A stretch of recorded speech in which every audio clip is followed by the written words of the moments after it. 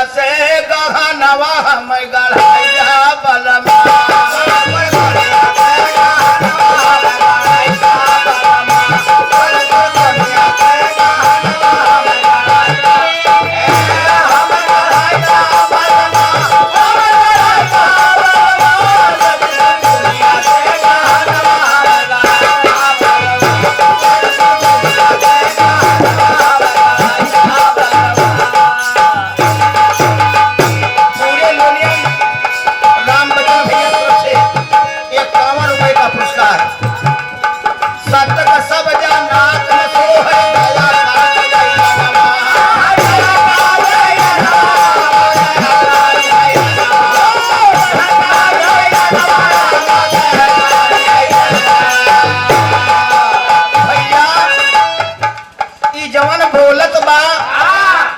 जब तक बोलत है यहाँ का क्यों सत्य मनबे ना करता है।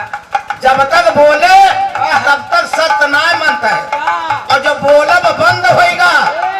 जब चार जने लड़के चले लागे तो कहा थी राम नाम सत्य है चार चिकाने जाए लागे तो हाँ तब कहा थी राम नाम सत्य है। सत्य का सब जा नाक में सो है दया काट यही जनवा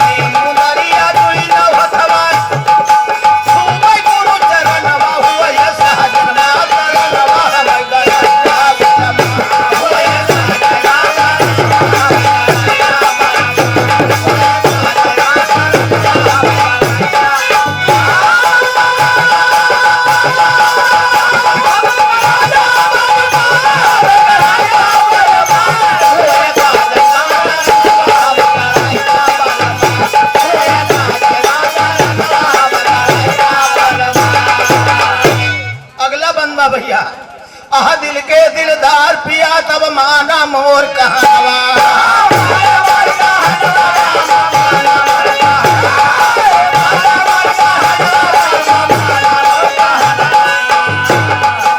और पांचों पुत वही मर जाई है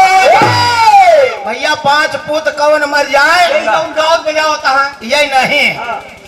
ये तो हमारे कमोए बिगड़ जाए। अब भैया हमारे बिया है ना हमारे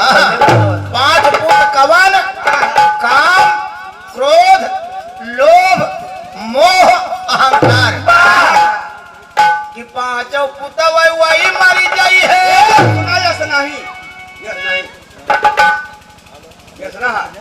तब कैसा है अरे वो साहब से आओ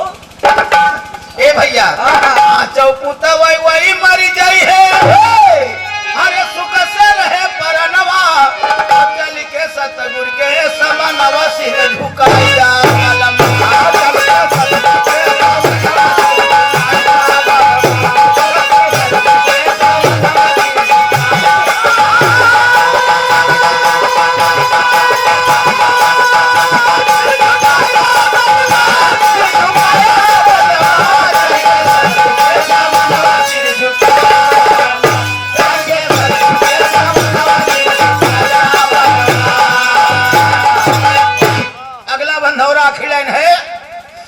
सतगुर के पार भवाना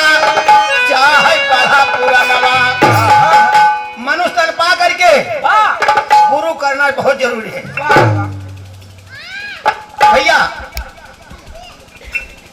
देखा गया जो जाए लगा थी कहीं राम राम सुन लिया ना पिंडा देवा तो बिना भगत भय पुरखे पिंडवा न पही है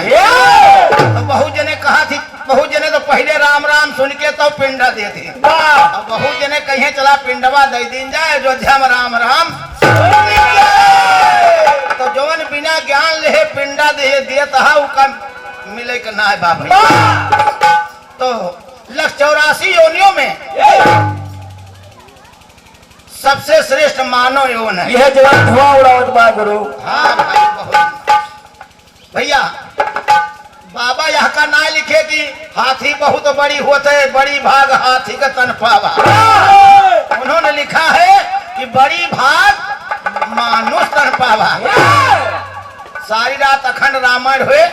तो हम संपूर्ण रखते हैं कि अब प्रभु कृपा करो यही भांति सब तज भजन करब दिन राती कहो भैया तुहरे ऊपर प्रभु कवन कृपा करे कि तू भजन करवा अरे कृपा तो उस दिन कर दिया जिस दिन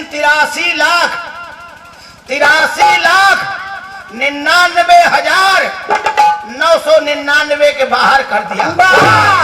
मनुष्य तन मिला यहाँ से बड़ी कृपा प्रभु ना कही पाई है तो बिन सतगुरु के पार भवाना चाहे पढ़ा पूरा नवा